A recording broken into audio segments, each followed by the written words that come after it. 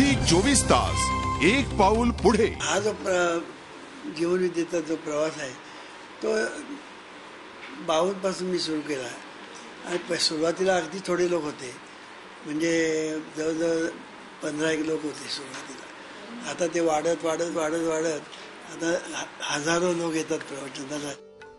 समाजाच्या सर्व स्तरामध्ये जीवन विद्या मिशनचं काम चालतं. जीवन विद्येच्या अभ्यासामुळे दुःखी निराश माणसांच्या जीवनात प्रकाश आला.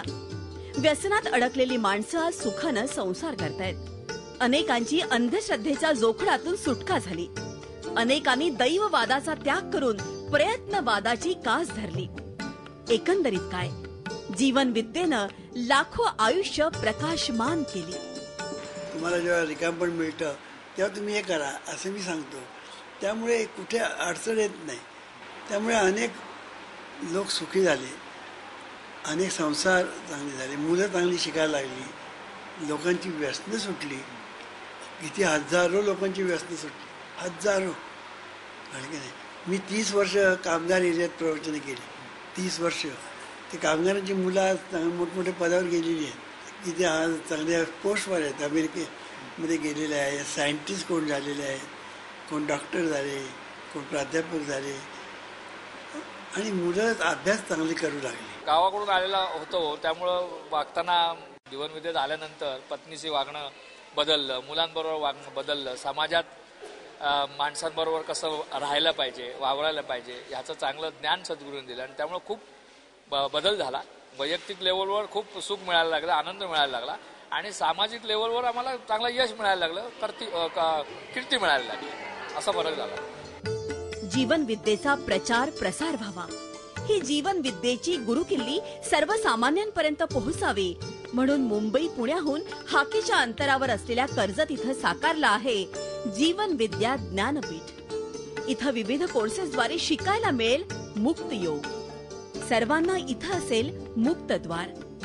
जीवन विद्या ज्ञानपीठ म्हणजे आहे एक भव्य प्रकल्प. सद्गुरू वामनराव पै यांच्या प्रेरणेनं साकारलं आहे हे जीवन विद्या ज्ञानपीठ. आम्हाला काही पैसे मिळवायचे नाही, प्रतिष्ठाने मिळवायची ना, संप्रदाय वाढवायचे. आम्हाला फक्त एवढंच आहे की समाज परिवर्तन घडून आणायचं, ही आमची मनापासून इच्छा आहे.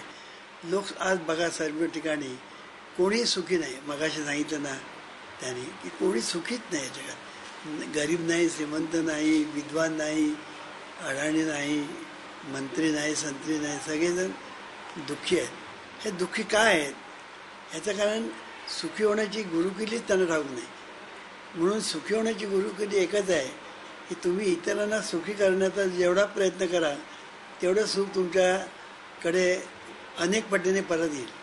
ही जीवन जगण्याची गुरुकिल्ली आहे आणि सुख मिळवण्याची गुरुकिल्ली तीच आहे. या ज्ञानपीठात उभारण्यात आल्या आहेत विविध देखण्या वास्तू, ट्रेनिंग सेंटर, प्रार्थना मंदिर, सद्गुरू निवास, त्याला जोडूनच भोजनालय, निवासाची सोय, असं सगळं काही या पर्यावरणाचं संतुलन राखत उभारलेल्या जीवन विद्या ज्ञानपीठात आहे.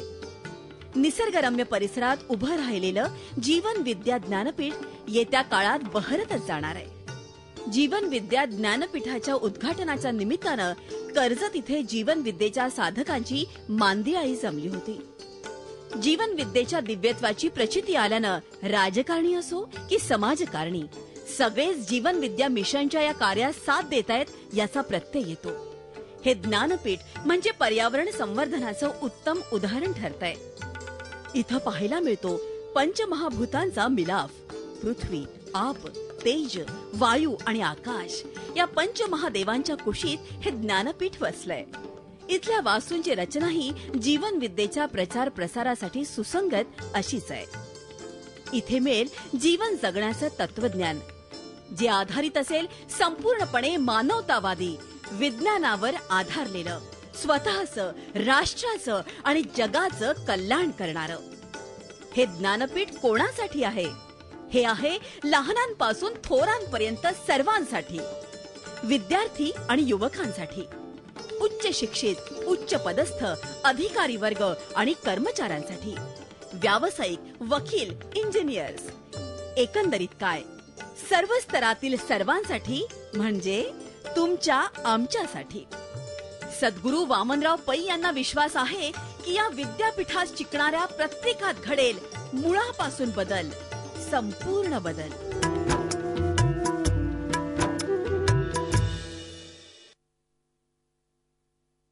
झी 24 तास, एक पाऊल पुढे.